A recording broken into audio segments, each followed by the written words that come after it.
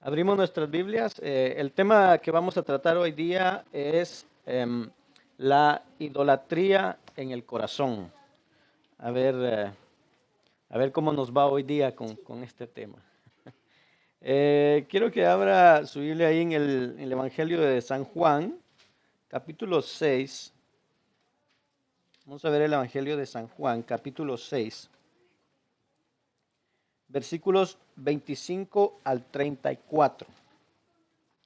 Juan capítulo 6, versículos 25 al 34.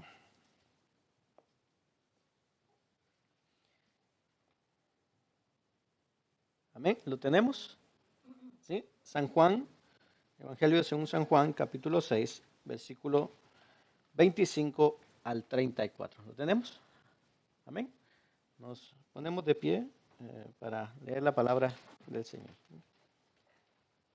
Dice así la palabra, en nombre del Padre, del Hijo y del Espíritu Santo, dice: y hallándole al otro lado del mar, le dijeron: Rabí, ¿cuándo llegaste acá? Respondió Jesús y les dijo: de cierto os digo que me buscáis, no porque habéis visto las señales, sino porque comisteis el pan y os saciasteis. Trabajad no por la comida que perece, sino por la comida que a vida eterna permanece, la cual el Hijo del Hombre os dará, porque a éste señaló Dios el Padre. Entonces le dijeron: ¿qué debemos hacer para poner en práctica las obras de Dios? Respondió Jesús y les dijo: esta es la obra de Dios, que creáis en el que Él ha enviado. Le dijeron entonces: ¿qué señal pues haces tú para que veamos y te creamos? ¿Qué obra haces?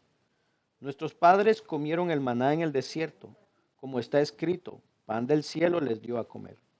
Y Jesús les dijo: de cierto os digo, no os dio Moisés el pan del cielo, mas mi Padre os da el verdadero pan del cielo, porque el pan del cielo es aquel que descendió del cielo y da vida al mundo. Le dijeron: Señor, danos siempre de este pan. Amén. Oramos y vamos a pedir al Señor que hable a nuestras vidas. Padre que estás en los cielos, Señor, te damos gracias, Señor, por tu amor, tu misericordia, tu bondad. Señor, gracias por este momento que nos permites estar aquí, Señor, en esta casa, Señor, reunidos. Gracias porque vemos siempre tu misericordia, tu gracia, tu bondad, Señor, con nosotros. Gracias, Señor, porque en cada momento tú, Señor, vemos tu bendición, vemos tu cuidado. Gracias, Señor, porque te hemos cantado, te hemos adorado, hemos sentido tu presencia en nuestros corazones y en nuestras vidas, Señor. Ahora nos disponemos para que tú nos hables, Señor. Habla nuestras vidas, habla nuestros corazones, te lo pedimos, Señor, y que sea tu Espíritu Santo, Señor, trabajando en nosotros, en nuestra mente, en nuestro corazón, y que esta palabra pueda ser sembrada en nosotros y producir fruto, y fruto en abundancia, Señor, como tú lo mandas, Señor, en el nombre de Jesús. En tus manos nos ponemos, Señor, en esta preciosa tarde, mañana, Señor, en el nombre de Jesús. Amén y amén. Puede tomar su asiento. Y una vez más, repetimos todos juntos. Jesús dijo: yo soy el camino, la verdad y la vida. No hay camino, no hay verdad y no hay vida sino en Jesús. Amén. En Jesús en donde encontramos el camino, la verdad y la vida. Amén. El resumen de esta mañana, de esta enseñanza de esta mañana dice así: los pecados que podemos ver en nosotros son solo síntomas de un problema más profundo que hay. Debajo de cada pecado externo existe un ídolo en el corazón. Oiga bien, ponga atención a esto. Los pecados que podemos ver en nosotros son solo síntomas de un problema más profundo. Hay algo en nosotros, un síntoma más profundo. ¿Pero qué es? Dice: debajo de cada pecado externo existe un ídolo en el corazón de cada uno de nosotros. En esta mañana quisiera hacerle dos preguntas retóricas y cada uno podemos responder a esto. Número uno, si alguien viniera y nos hiciera la pregunta: ¿cuál es el pecado más antiguo de la humanidad? ¿Cuál es el pecado más antiguo? ¿Cuál sería nuestra respuesta? Es posible que cada uno de nosotros tenga una respuesta distinta. ¿Cuál es el pecado más antiguo? Pero cuando nosotros vemos las Escrituras, creo con convicción desde el principio que el pecado más antiguo de la humanidad es la idolatría. Si nosotros entendemos que idolatría es cualquier cosa, pensamiento, idea o persona que desplaza a Dios a un segundo lugar. En el momento que hay un pensamiento, hay una idea, hay una persona, hay algo que desplaza a Dios de ese primer lugar y lo pone en segundo lugar y confiamos en aquello que empieza a ocupar el primer lugar, a eso se le llama idolatría. Si lo pensamos así, podemos ver entonces que desde el principio, en Génesis, en el jardín del Edén, el primer pecado, la idolatría, la mentira que Satanás le vendió a Adán y a Eva, fue reemplazar la verdad que Dios les había dado, que Dios les había mostrado, por aquella cosa que la serpiente les propuso. Y que eso que la serpiente les propuso fue más confiable a esta primera pareja que lo que fue la verdad que Dios les había dado, que su creador les había dado. Y allí surgió el primer ídolo. Y desde entonces nosotros como seres humanos, desde el principio de ahí, de Adán y Eva, nosotros como seres humanos hemos estado fabricando ídolos de todos los tamaños, de todas las formas, de todos los colores, de todo esplendor y de toda función. Hay una función en los ídolos, hay algo que ellos hacen. Aunque nosotros no lo reconozcamos, hay algo que el ídolo hace en nuestro corazón. Ahora, algo interesante es que los ídolos no nos salen a buscar a nosotros. ¿Por qué? Porque por definición los ídolos están muertos, sino que es lo contrario. Nosotros salimos a buscar los ídolos.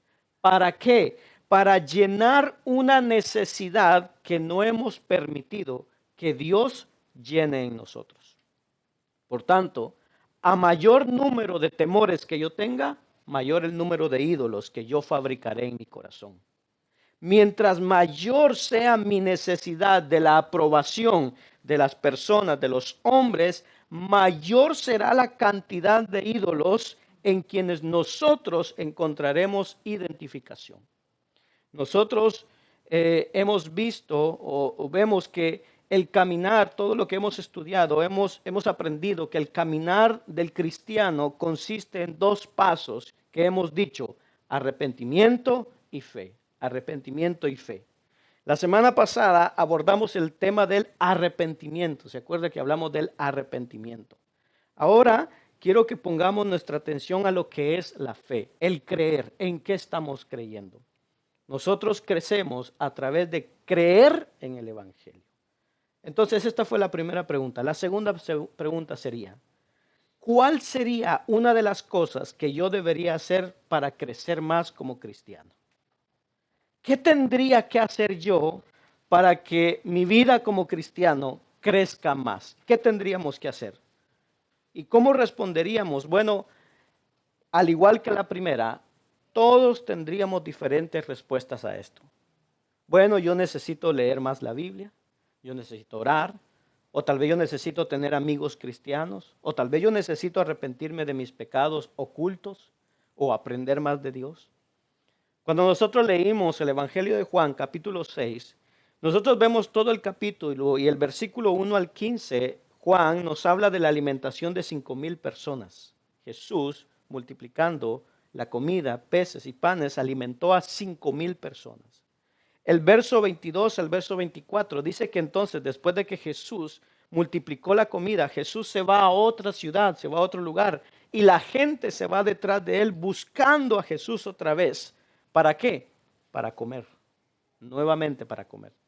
De los versículos 25 a 34 que leímos, Jesús confronta a esta multitud y les dice la motivación por qué ellos lo están buscando. Y ellos dicen que estaban trabajando por la comida terrenal. Versículo 27 dice: trabajad, no por la comida que perece, sino por la comida que a vida eterna permanece, la cual el Hijo del Hombre os dará, porque a éste señaló Dios. ¿A quién? A Jesús. fue que señaló Dios. Ahora, cuando la multitud escucha esto, la multitud no pone atención ni a las señales ni a los milagros que Jesús hizo, testificando que Él era el Hijo de Dios y que Él da la vida eterna, sino que la gente pone atención primeramente a la comida, a ver qué me da Jesús. Y luego a las palabras de Jesús solo escucha trabajad. Y entonces ellos responden, versículo 28. Entonces le dijeron, oiga bien la pregunta, ¿qué debemos hacer para poner en práctica las obras de Dios? Oiga bien la pregunta, ¿qué debo hacer yo? Jesús les acaba de decir que Él ha venido para darles vida eterna. Y ellos le preguntaron, ¿qué debían hacer para poner en práctica las obras de Dios? Alguien dijo por ahí, no hay peor sordo que el que no quiere oír. No hay peor sordo que el que no quiere oír. Ellos quieren saber cuáles son las obras que pueden realizar que les traigan a ellos vida eterna, que les traigan la salvación. Como siempre, estas personas están pensando a nivel terrenal. ¿Qué puedo hacer yo aquí en la tierra para que tenga la esperanza de obtener algo de Dios y entonces recibir la vida eterna mediante el esfuerzo que yo hago? Ellos no entendieron el mensaje central de Jesús. Versículo 29. ¿Cuál es la obra? Dice, la obra de Dios es esta. ¿Qué es lo único que tienen que hacer? Dice, que crean en aquel a quien Él envió. O sea, en Jesús. La vida eterna es un regalo gratuito de Dios y viene solo por la fe en Jesús. Pero ellos querían algo, así como una lista de compras, como cuando vamos de compras ahí al Maxi, a donde vayamos a comprar la comida, llevamos la lista de compras de las cosas que entonces debemos de hacer. Bueno, ellos querían una lista de cosas que podrían hacer. ¿Para qué? Para sentirse mejor con ellos mismos y posiblemente agradar a Dios con eso. Este es un error muy común hoy día en personas que asisten a la iglesia y hacen buenas obras, pero no porque aman a Dios, sino porque quieren ganar el favor de Dios. Y entonces vemos que la única obra que Dios permite es la fe. La vida eterna no viene por las obras. Jesús es el representante celestial enviado del cielo por Dios y la única fuente de salvación es Jesús. Entonces la vida eterna solo viene creyendo en aquel que fue enviado, en Jesús. Ahí viene la vida eterna. Pero la gente viene y le pregunta a Jesús, ¿qué era lo que debería de hacer para vivir una vida que agrada a Dios? Y Jesús entonces les responde y les dice, ustedes no entendieron nada. Jesús les dice, la obra de Dios es nada más, es simplemente creer. Creer en quien Él era, el Hijo de Dios. En otras palabras, la vida eterna no consiste en hacer, consiste en creer. Hay un interés en nosotros como seres humanos de siempre hacer algo productivo o significativo. Y muchos estamos tratando de hacer algo que nos convenza de que nuestra vida cuenta, de que nos permita sentir que nuestra vida no es algo sin sentido. E incluso para muchos es importante saber que están dejando un legado para el mañana. Me estoy esforzando por dejar algo para mis hijos, para mis hijas, para quien sea, para el mañana. Y nos esforzamos. Todos estos sentimientos y emociones nos impulsan a nosotros para lograr objetivos y que nos esforcemos por hacer cosas. Ahora, entender esto es importante, es crucial para la santificación. ¿Por qué? Porque la mayoría de nosotros somos hacedores. Nos gusta hacer cosas, nos lanzamos a hacer cosas. Nos lanzamos a un proyecto y terminamos esto y luego queremos ir y hacer otras cosas. Hay una búsqueda en nosotros por ser a veces mejores personas, mejores cristianos, por tal vez tener una mejor madurez cristiana, pero lo hacemos por medio de esfuerzos continuos. Yo hago esto, pero todas las cosas que hago, las hago, pero dan un cambio muy pequeño en nosotros. Hacemos tanto que el cambio en nosotros no es muchas veces verdadero y no es muchas veces duradero. ¿Se ha dado cuenta que los primeros del año, primero de enero, están las resoluciones del año? Este año me propongo hacer esto. ¿Se ha dado cuenta? Y como cristianos hacemos, este año yo me voy a proponer orar todos los días. O leer la Biblia. Y empezamos primero, 2, 3, 4. Pasa la primera semana y llega la segunda y vamos menguando. Ya, hoy se me olvidó, pero mañana me atrapo. O sea, como que al otro día queremos retomar lo que no hicimos. Y entonces son cosas que nosotros hacemos, mucho esfuerzo, pero muy poco cambio en nosotros y muy poco cambio verdadero y duradero. Pero ¿por qué sucede esto? Porque estamos haciendo demasiado, pero creyendo poco. La pregunta que la gente fue a decirle a Jesús es, ¿qué debemos hacer para poner en práctica las obras de Dios? Y la respuesta de Jesús es, no tienes que hacer obras para ganarte la vida eterna. Hay una sola cosa que debemos hacer y es la que Dios ha dicho. ¿Cuál es esa obra? Creer en su Hijo Jesús. Que Él murió por nuestros pecados, vino a resucitar. Esa es la obra. Nos toca creer en esa obra. Ahora, a nosotros entonces estar continuamente buscando qué hacer en lugar de creer en el Evangelio, entonces empezamos a hacer esto, a crear ídolos en nuestro corazón.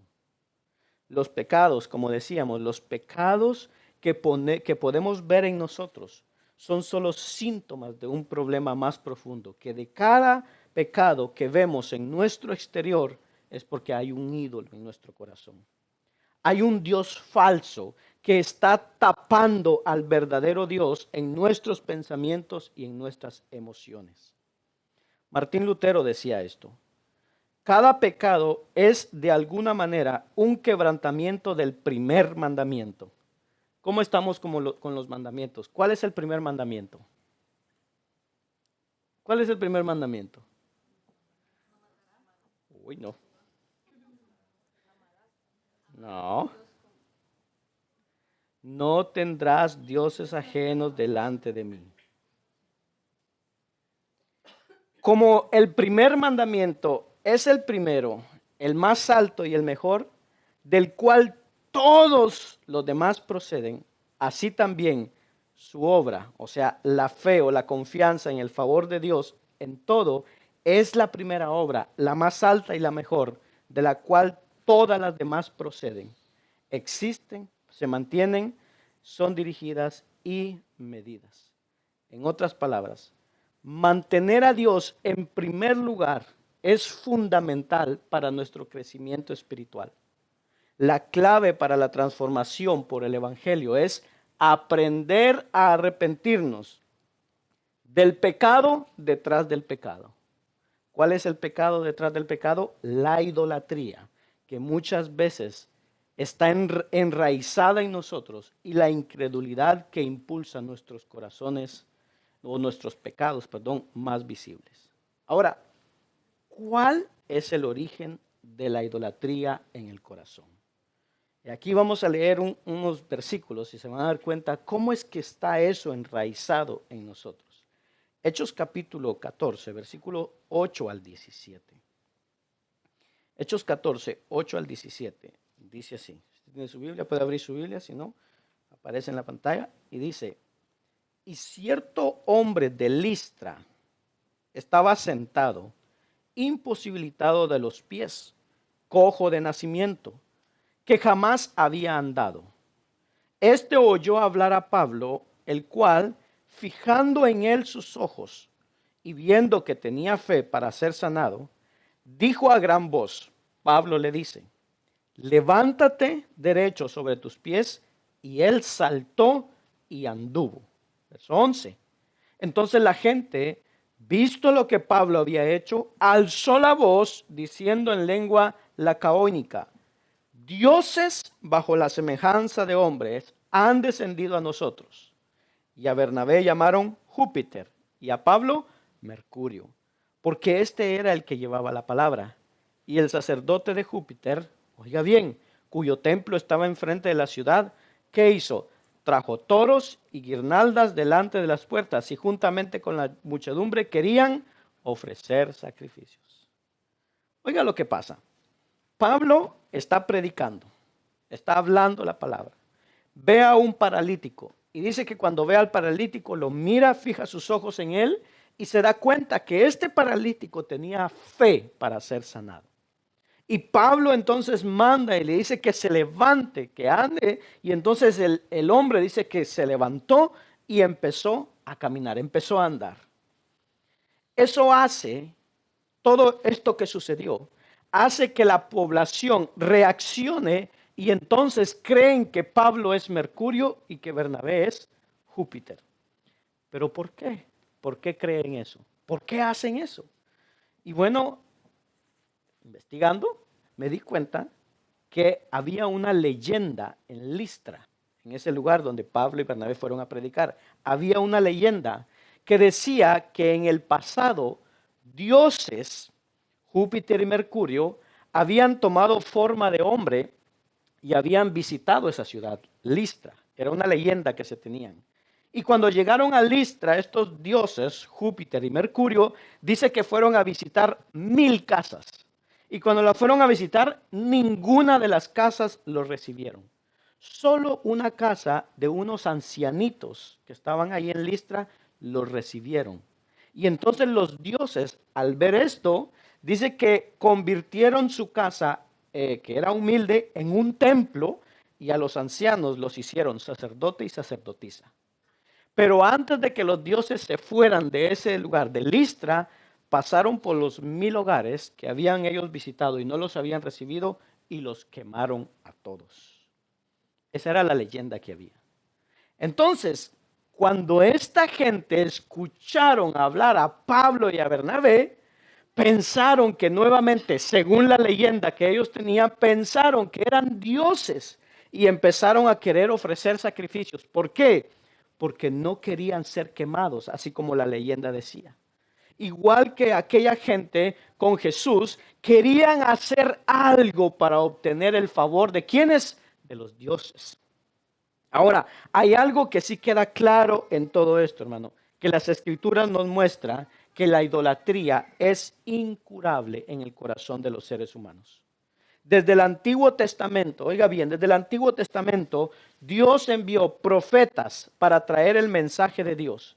Y luego en el Nuevo Testamento, Dios envía o prepara a apóstoles que trajeron el mensaje de Dios. Y hoy en día en la iglesia hay pastores y predicadores. Y con mucha frecuencia vemos a los creyentes idolatrar a esos mensajeros y minimizar el mensaje del evangelio.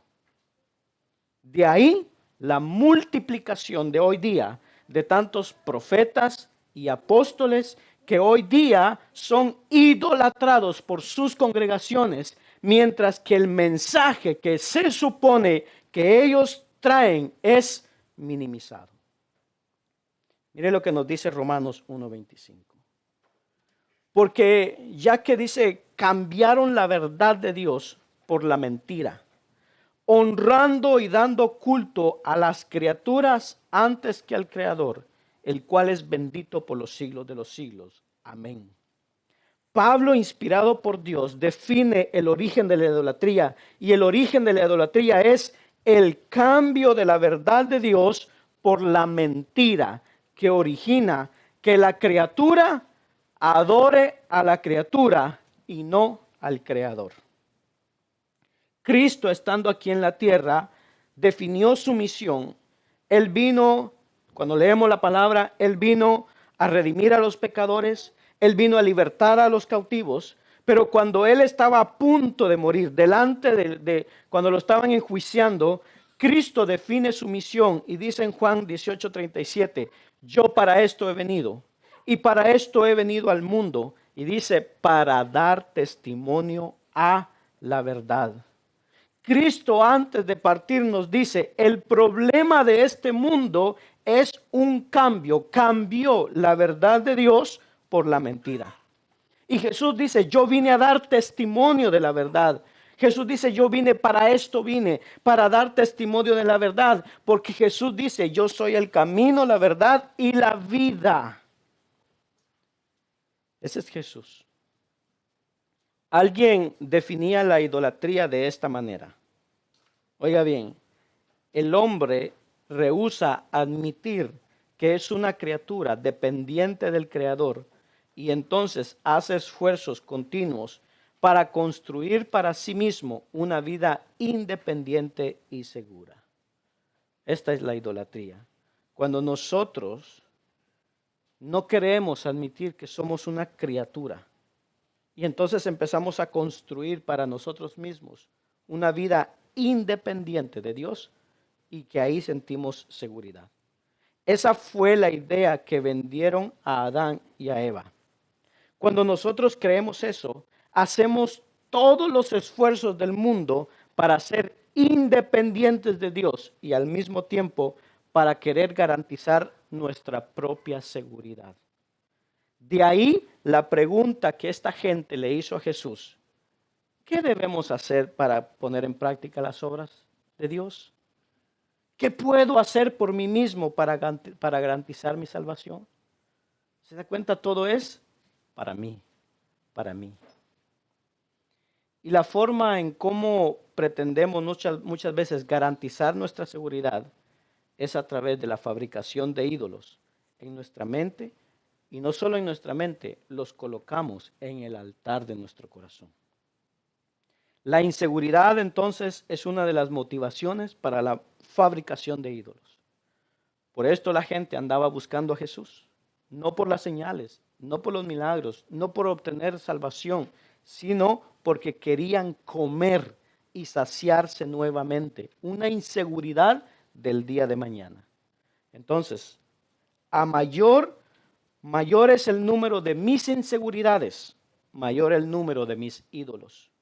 Mayor es la necesidad de la aprobación de los demás, mayor será el número de los ídolos que yo forme en mi corazón. Ahora, ¿cuál fue la reacción que tuvo Pablo y Bernabé al ver esta gente que los quería adorar? Versículo 14 dice: cuando lo oyeron los apóstoles Bernabé y Pablo, rasgaron sus ropas y se lanzaron entre la multitud dando voces y diciendo: varones, ¿por qué hacéis esto? Nosotros también somos hombres semejantes a vosotros, que os anunciamos que de estas vanidades os convirtáis al Dios vivo, que hizo el cielo y la tierra, el mar y todo lo que en ellos hay. En las edades pasadas, Él ha dejado a todas las gentes andar en sus propios caminos. Si bien no se dejó a sí mismo sin testimonio, haciendo bien, dándonos lluvia del cielo y tiempos fructíferos, llenando de sustento y de alegría nuestros corazones.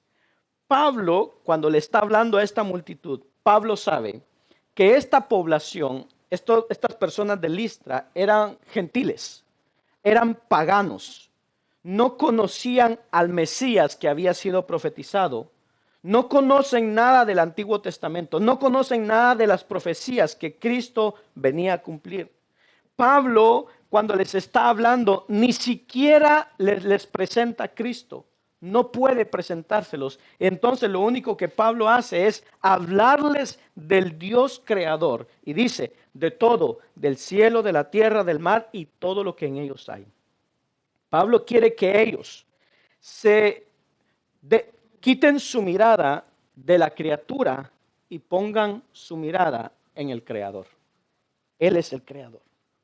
Sabe que el hombre que nunca ha oído, usted mira la civilización, y el hombre que nunca ha oído de Cristo, que está en una jungla, en un monte, en una montaña, cuando esa persona es condenada, él no es condenada porque no oyó de Cristo.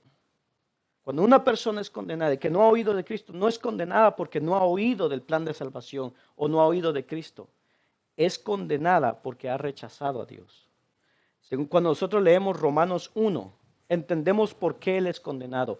Él se condena porque Él no reconoce al Dios que se reveló en la creación y no reconoce al Dios que se hizo evidente en su interior. Y dice Romanos 1 que por tanto, habiendo conocido a Dios, no lo reconocieron como Dios, ni tampoco le dieron gracias, de modo que no tienen excusa. Es ahí en donde entra la condenación. No es por el hecho de no haber escuchado de Cristo y del Evangelio, es por el hecho de haber rechazado la existencia de Dios. Y entonces, ¿qué hace? En su interior cambia la verdad y entonces pone a un ídolo. Pone a alguien en su interior, pone la mentira. Y entonces eso lo lleva a adorar la criatura en vez del Creador. Pablo les habla del Creador. A estas personas, Pablo les habla quién es el Creador, que debían, ellos tendrían que haberlo reconocido, pero no lo hicieron. Y entonces Pablo y Bernabé dice que rasgaron sus vestiduras y se lanzaron en medio de ellos. Ahora, cuando rasgan sus vestiduras, dice que es una forma judía de expresar que lo que se ha dicho, lo que se ha visto o lo que han oído es una blasfemia. ¿Se acuerda cuando Jesús se presenta delante de los sacerdotes y le dicen, tú eres el Hijo de Dios? Y entonces él dice, ustedes lo han dicho. ¿Y qué hicieron? Se rasgaron las vestiduras, porque dijo blasfemia. Entonces esto era lo que hacían los judíos. Cuando escuchaban una blasfemia, se rasgaban las vestiduras. Ahora, cuando hicieron esto, haciendo todo esto, mire lo que nos dice el verso 18. Y diciendo estas cosas, oiga, difícilmente lograron impedir que la multitud les ofreciese sacrificio. La idolatría es algo incurable, no solo en los hombres, sino en los que estamos aquí hoy. Calvino decía esto, el corazón humano es una máquina fabricadora de ídolos. Nosotros nos fabricamos ídolos a diario, a diario. Los primeros 2 mandamientos de la ley de Dios fueron dedicados a prohibir o evitar la idolatría. No tendrás dioses ajenos delante de mí, no te harás imagen de nada de lo que está en el cielo o en la tierra. Sin embargo, el hombre ha preferido poseer ídolos. ¿Por qué? Porque los ídolos son manejables. Los creamos a nuestro antojo, a nuestra forma y los queremos manejar como nosotros queremos. Pensamos que los ídolos son más influenciables y los ídolos los puedo llevar a concederme los deseos que yo quiero. Y como Dios, oiga bien, como Dios es alguien es alguien a quien yo me tengo un día que presentar y rendirle cuentas de todo lo que yo he hecho, pues no me conviene creer en ese Dios, porque le tengo que rendir cuentas.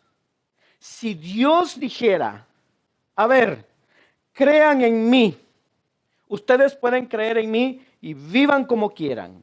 Nadie me tiene que rendir cuentas, hermanos. Todo el mundo creería en Dios. Todo el mundo creería en Dios. Pero ese Dios es un Dios conveniente. Es un Dios que es fácil de creer. Por eso preferimos los ídolos.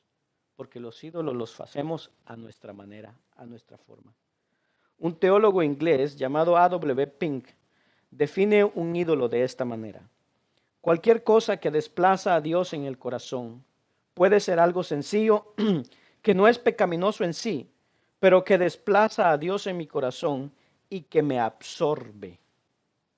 Puede ser el tiempo que se aproxima, ya se está yendo el invierno y vienen días bonitos, junio, julio, agosto, septiembre, días bonitos, calorcito, que muchas veces se compite con la adoración a nuestro Dios y hacen que muchas veces dejemos de adorar a Dios para adorar a aquellos ídolos que producen más fervor y deseo que el Dios de la creación. Pink dice, si eso recibe el primer lugar en mis emociones y pensamientos, eso se convierte en mi ídolo. Puede ser mi negocio, un ser querido o aún mi servicio para Dios. Es cualquier cosa o persona que compite con el señorío del Señor en la práctica. Eso es un ídolo. Eso es un ídolo. ¿Qué cosa está compitiendo con el primer lugar que debe de tener Dios en nuestros corazones, en nuestras vidas? Y eso es un ídolo. Y debo admitir que a veces yo mismo me he formado ídolos, como dice ahí, de nuestro servicio a Dios. Porque a veces convertimos ese servicio en Dios en un ídolo. Quiero que las cosas sean tan bien hechas, quiero que sea perfecto, que entonces nuestra vista, nuestro objetivo ya no es Dios, sino lo que estamos haciendo. Y lo convertimos en un ídolo. Pero ¿cuáles son los ídolos modernos? Porque un día, bueno, yo no tengo estatuas en mi casa, no tengo estatuas, no tengo imágenes. Bueno, en un concepto moderno, un ídolo probablemente no es una estatua. Nosotros somos un poquito más sofisticados para crear los ídolos. Somos más creadores, más creativos. El ídolo es algo pecaminoso independientemente si es una piedra, un artista, una persona, el dinero, el placer, el sexo o el poder. Nosotros hacemos ídolos de muchas otras cosas. Mire lo que nos dice Eclesiastés 3:11. Todo lo hizo hermoso a su tiempo. Hablando de Dios, todo lo hizo hermoso a su tiempo. Y ha puesto eternidad en el corazón de ellos, de nosotros, de los hombres, sin que alcance el hombre a entender la obra que Dios ha hecho desde el principio hasta el fin. El hombre, en lugar de buscar a Dios, que Dios es el que ha puesto eternidad en el corazón de nosotros, ¿qué hace el hombre? Busca un ídolo. Busca un ídolo que le recuerde a este hombre que hay algo más allá en el mundo, que hay algo más. Pero a ese ídolo, busca el ídolo porque es alguien a quien no le tiene que rendir cuentas. Por eso busca un ídolo. La razón por la que Dios nos manda, oiga bien, a no tener ídolos, no es porque Dios se sienta amenazado por los ídolos y de no tenga ídolos porque entonces yo dejo de ser Dios. No, no es eso. Porque hermanos, los ídolos están muertos. La razón por la que Dios manda y nos protege de tener ídolos es porque los ídolos nos destruyen a nosotros. El ídolo crea una autodestrucción. Y entonces Dios está tratando de evitar de que todos nosotros, por quien su Hijo vino y murió, pudieran ser destruidos por los ídolos que ellos mismos se fabrican. Aquella persona que su ídolo es el trabajo, que pasa trabajando de lunes a domingo y domingo nuevamente le da la vuelta hasta el otro lunes. Hermano, tarde que temprano su salud es afectada, termina enfermo y al final ni el trabajo ni el dinero le puede devolver la salud que perdió. Y forma un ídolo del trabajo. Una de las razones por las que se nos hace muy difícil reconocer nuestros ídolos es porque los ídolos están en el corazón, en el altar del corazón, y el corazón, dice la Biblia, es engañoso y engañador. No te preocupes, tú no tienes ídolos. Los ídolos tienen diferentes formas y se levantan en diferentes áreas en nuestra vida. Para el ateo, su ídolo es su ateísmo, sus ideas por las cuales ellos tienen pasión. Para el cristiano, el ídolo es el Dios de su experiencia, el Dios que me dio un sueño, el Dios que me dio una visión, el que me habló, el Dios que me dice cosas que me convienen oír a través de estos sueños, voces y apariciones. Pero ese no es un Dios existente. Es un Dios que no existe. Es un Dios más pequeño que el verdadero Dios, pero es un Dios que yo puedo manejar a la forma que yo quiero en mi mente y en mi corazón. Para otros, el Dios es mi comodidad. Es un Dios práctico, que no exige ir a la iglesia. Un Dios que me dice que me da lo mismo que yo vea el culto a través de una computadora, de un celular, de una pantalla, que no esté presente porque al final lo importante es el mensaje. Pero si somos sinceros con nosotros mismos, Cuando nosotros estamos sentados frente a la televisión, a la computadora, a lo que sea, estamos viendo el mensaje por internet y suena el teléfono. Y suena el teléfono.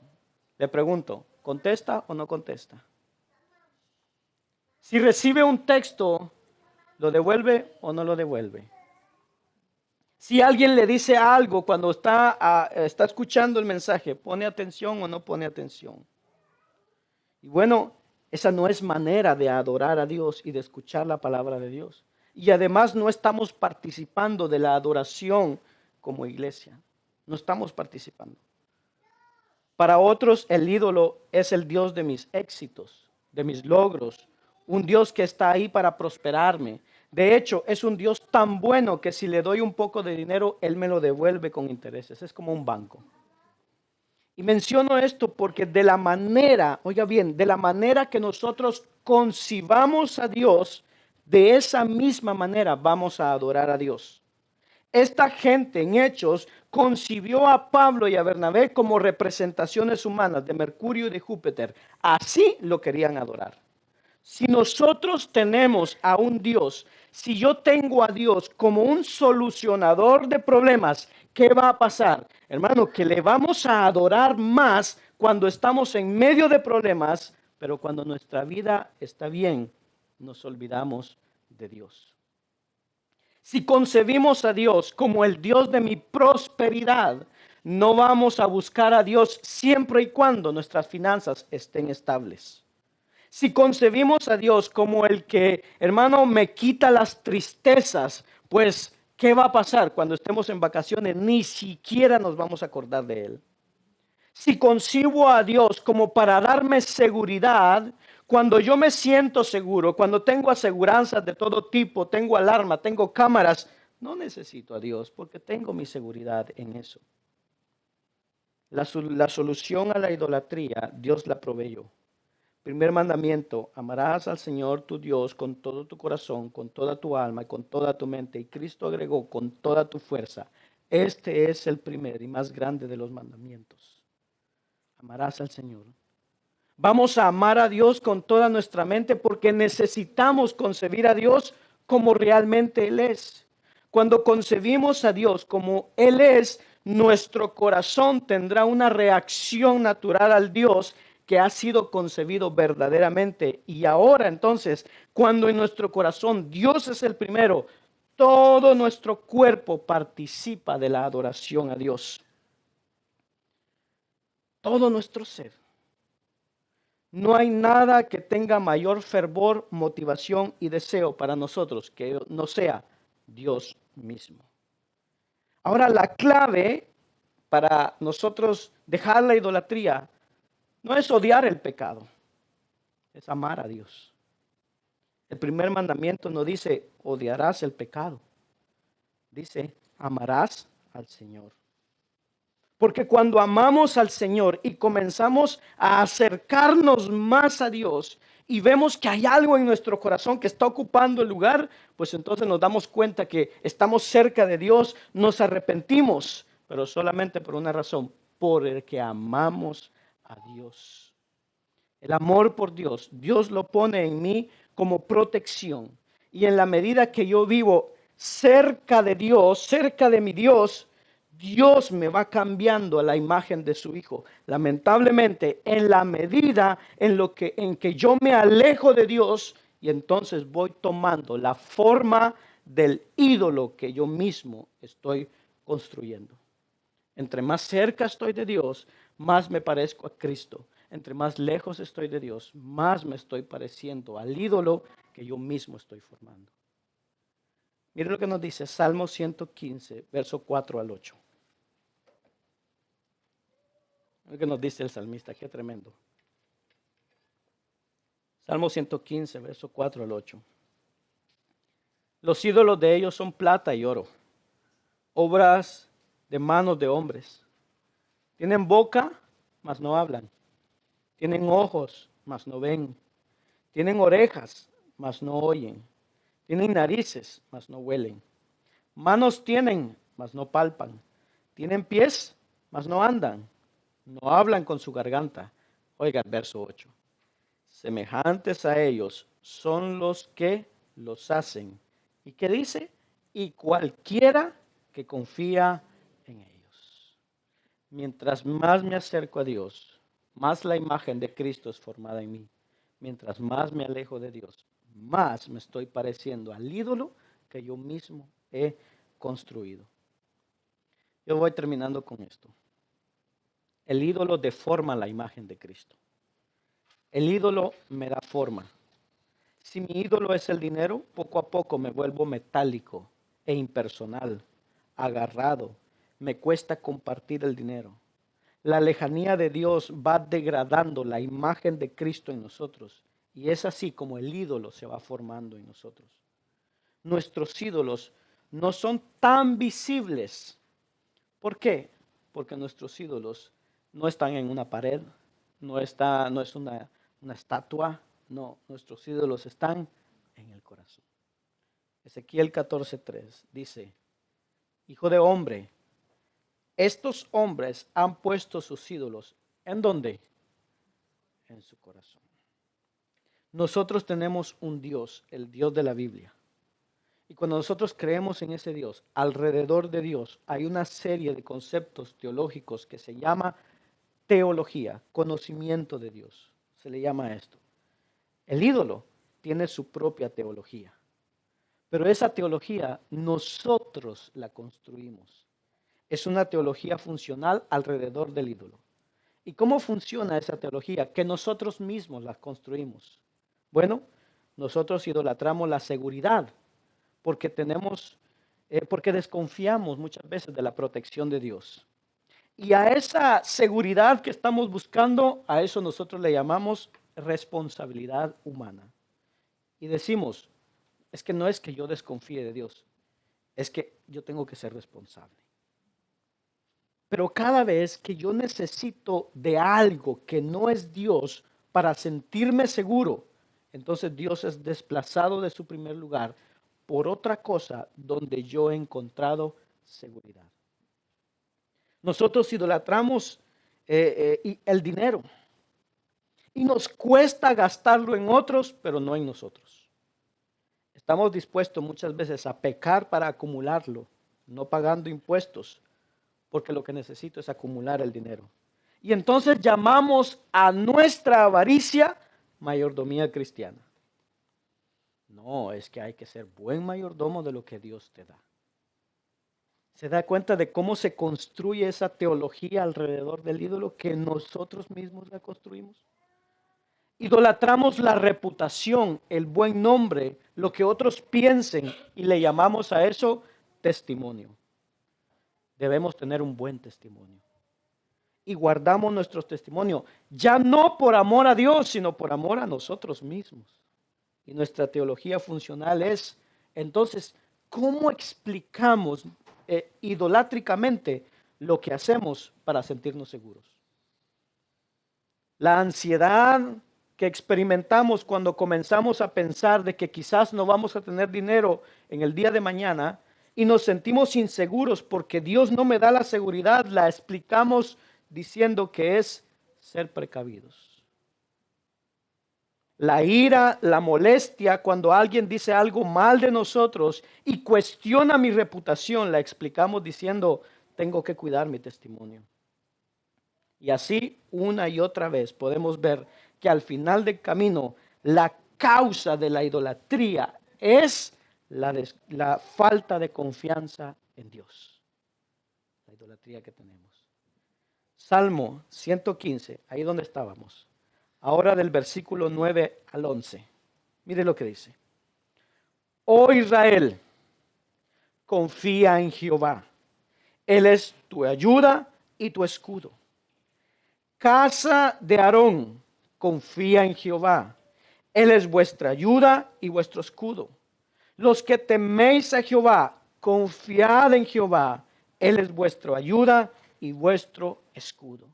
El salmista 3 veces en 3 versículos, inmediatamente después de denunciar a los ídolos, el salmista dice, Israel, casa de Aarón, casa de Israel, ustedes que confían en Jehová, Tu problema es la falta de confianza, falta de creencia. Tú eres un incrédulo. ¿Y cómo vamos a terminar con eso? Confiar en el Señor. Él es tu escudo y Él es tu protección. Ahí destruimos la idolatría en nuestros corazones. Esta es la destrucción de la fábrica idolátrica en nuestros corazones. Necesitamos aplicar el evangelio a nuestras vidas, arrepintiéndonos de la profunda idolatría en nuestros corazones. Y número 2, creyendo. Esto es, llevando a mi mente las promesas específicas del evangelio que rompe el poder de mis ídolos. Conforme aprendemos a vivir una vida centrada en el evangelio, recordemos, esta es la esencia de caminar con Jesús. El arrepentimiento y la fe son los pasos. Hermano, no es solamente es algo, bueno, lo tenemos que hacer. No, es que esa es la vida del cristiano, arrepentimiento y fe. La obra de Dios es creer. La gente que fue a buscar a Jesús querían hacer obras para ganarse el favor de Dios. La gente de Listra quería adorar a Pablo y a Bernabé porque pensaron que eran dioses y no querían ser castigados. En ambos casos hay una falta de creer en la verdad, un cambio de la verdad de Dios por la mentira. Esta es la idolatría en nuestro corazón. Amén. Nos ponemos en pie y damos gracias al Señor.